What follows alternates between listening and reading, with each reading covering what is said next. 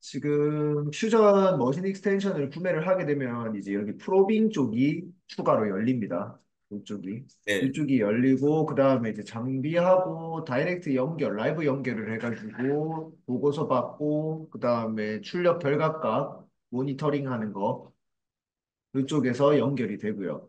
근데 저희가 지금 미츠토요 거를 맞춰본 적은 한 번도 없어요. 그래서 아마 이거는 가가지고 뭐 장비에 대한 그 코드 진행 사항들이나 여러 가지를 좀 확인이 많이 필요할 것 같아요. 그걸 된다라고 네네. 100% 말씀은 못 드릴 것 같고. 왜냐면은 머신닝 익스텐션 요 원래 이 프로브 기능들은 전부 다 공작 기계에서 네. 그래서 일단 일반적으로 지원하는 게 이제 WCS 프로브라고 해가지고 이게 이제 가공 원점 잡는 거, 원점 좌표 잡는 거고, 그 다음에 프로빙 형상, 이게 이제 3차원 측정기에서 보통 쓰는 그 측정 공차 보는 거고, 그 다음에 이제 곡면 측정이 이제 곡면에 대한, 3차원 곡면에 대한 그 곡면 공차를 보기 위해서 이제 있는 기능입니다. 그러니까 프로브 형상으로는 3차원 곡면이 측정이 안 돼요. 무조건 곡면 측정이라는 기능을 이용해야지 됩니다. 그 다음에 부품 정렬이랑 라이브 부품 정렬은 이제 이거는 모델을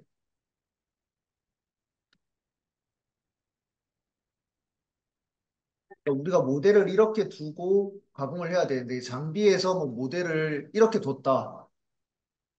그러면은 이거에 대한 오차값을 찾아가지고 데이터를 요거에 맞춰서 수정해주는 이 형상으로 다시 눌려주는 기능을 이제 여기 라이브 부품하고 부품 정렬에서 제공을 하고 있고요. 음, 그러니까 이게 전부 다 제조 서포트 기능들이죠. 그래서 이제 WCS 프로브 안에서는 설정할 수 있는 게 프로브 직경하고 이런 거는 당연히 선택을 할 수 있을 것이고, 그 다음에 그 움직이는 피드, 그 다음에 측정 시, 이제 여기까지 왔다가 프로브가 직접 닿이는, 접촉하는 그 피드도 따로 조절을 할 수가 있어요. 자, 그래서 보면은 이제 프로브 모드에서도 이거는 스톡, 소재를 찍을 것인지, 모양 형상을 찍을 것인지, 이거에 대한 선택을 할 수 있고요. 그 다음에 선택한 점을 사용하게 되면은 내가 임의의 지점, 그러니까 찍는 포인트에 이렇게 점이 찍히게 되고 프로브가 들어가게 되는 거예요. 그런 기능을 제공을 해주고 있고, 그 다음에 프로브 유형은 내가 찍는 거에 따라서 이 프로브 내용이 바뀝니다. 이 면을 찍게 되면은 뭐 곡면, 그 다음에 각도, 그 다음에 위에 상면을 찍으면은 이 형상을 인지해가지고 이게 보스인지 사각인지 원통인지를 자동으로 보게 되고, Z 단면을 찍을 것인지 뭐 어디를 찍을 것인지. 그 다음에 선택한 점이 아니고 중심에다 찍고 싶다. 그러면은 면을 찍으면은 그 중심에 맞춰서 들어가고요. 그러니까 거의 자동 기능이 되게 많다고 보시면 돼요. 그 다음에 공차는 1mm 내외로 볼 거다. 그러니까 지금 보면은 중심축에서 한 1mm 정도가 틀어져 있다. 그러면 그까지도 허용 공차로 보겠다 하는 부분이고요. 이거는 장비에서 이제 이런 뭐 형상 가공을 해야 되는데 얘를 중심에다 둬야 되는데 약간 1mm 틀어졌다고 해서 문제가 되는 게 아니고 그거에 맞춰서 원점을 이동시켜 버리는 그런 것들을 제공을 하고 있고. 그다음에 공구 방향이라고 해가지고 우리가 이대로 두고 원점을 잡을 수도 있지만 장비에서 얘를 사이드로 두고 제터 방향을 뭐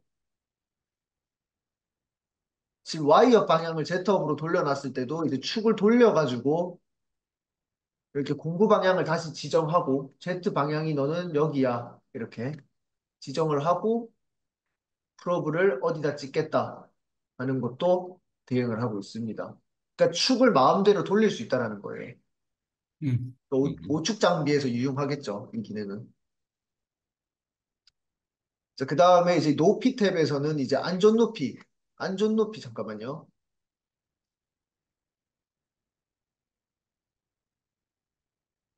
어느 높이까지가 안전 높이라고 하는 값이 있고요. 그 다음에 이속 높이라는 급속 이송으로 계속해서 이 풀 리트랙트를 해가지고 어디로 옮기면은 리소스가 많이 투자가 되니까 시간이 어떤 선택한 항목 위에서 이제 움직이겠다는 그 기능을 제공하고 있고 프로브 하단 높이가 있는데 이게 뭐냐면은 최대 그러니까 프로브가 어디 지점에서 찍을 건지에 대한 그 설정을 할 수 있고요.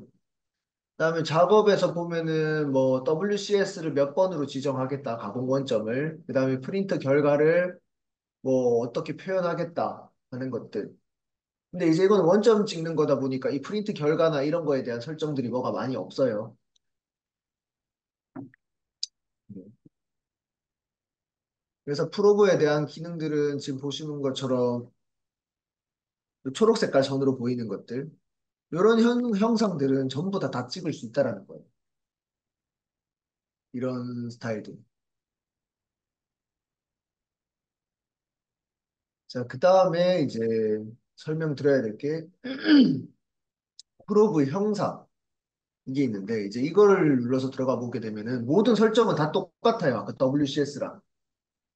다른 거는 여기입니다. 프린터 결과값. 아, 공구 마모랑 그래, 여기. 여기가 조금 다릅니다. 여기가. 이거는 이제 뭐냐면은 OMV 가공이라고 해가지고 어떤 영역을 찍었을 때 그게 공차에 들어오지 않으면은 그 우리가 지정한 공구가 한 번 더 들어가서 가공을 하게끔 하는 그런 기능을 이제 프로브 형상에서 제공을 해주고 있고요. 음, 네. 그 다음에 마지막으로 설명드릴 게 이제 요거 포인트. 이게 뭐냐면은 곡면 측정. 어떤 곡면에다가 내가 찍은 다음에 그 곡면에 대한 공차를 볼 때 이제 이 곡면 측정 기능을 이용을 하고요. 그래서 여기 들어가서 보면은 이제 얘는 그냥 점입니다. 난 이 점, 이 점. 그러니까 이 면의 벡터로 그냥 가서 찍는 거죠. 이렇게 쭉 와서 면의 벡터로 깡 찍고 여기도 그냥 찍는 대로 이렇게 갑니다. 그러니까 일반적으로 우리가 알고 있는 그 3차원 측정기에서 하는 방식이 이런 방식이잖아요. 네. 그리고 여기서도 곡면 간격 띄우기, 곡면을 뭐 1mm 간격을 띄우겠다. 그러면은 그냥 곡면이 1mm 더 있다라고 생각을 하는 거예요, 이거. 음, 네. 그 다음에 접근은 어디서부터 하겠다? 초과 이동. 만약에 여기가 밑으로 한 3mm 정도 더 가공이 돼가지고 과절삭이 돼 있어요. 그러면 얘가 초과 이동 범위가 있으니까 그 범위 10mm니까 3mm는 찍을 수 있겠죠. 근데 뭐 한 12mm다, 11mm다. 그러면 이제 초과 이동 범위를 넘어가기 때문에 찍지 않습니다. 그런 기능이. 음, 그 다음에 곡면에 대한 공차. 나는 이 곡면에 대한 성적서를 뽑을 때 뭐 0.1, 뭐 1000분의 5 안에 들어와야 된다. 그런 거에 대한 공차를 여기서 지정합니다. 그 다음 당연히 얘도 공부 방향을 다시 축을 돌려버릴 수가 있고요. 왜? 어차피 이거는 공작기계에서 쓴다고 생각을 하기 때문에. 여기 보면은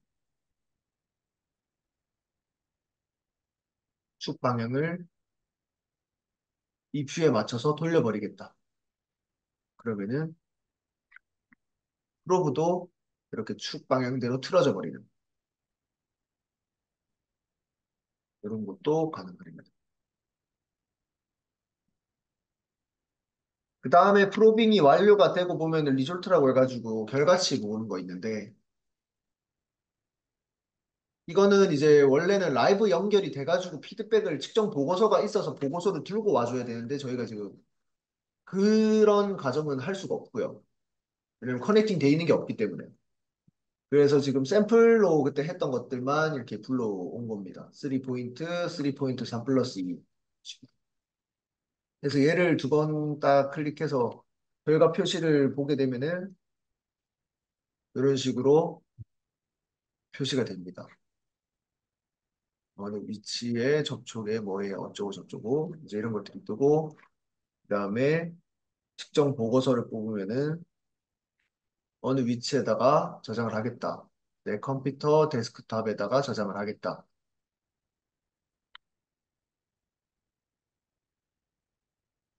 그러면은 밑에 보시면 여기 보고서 측정이 생성 중이고 보고서가 완료가 되면은 이렇게 보고서가 출력이 되는 시스템입니다. 네.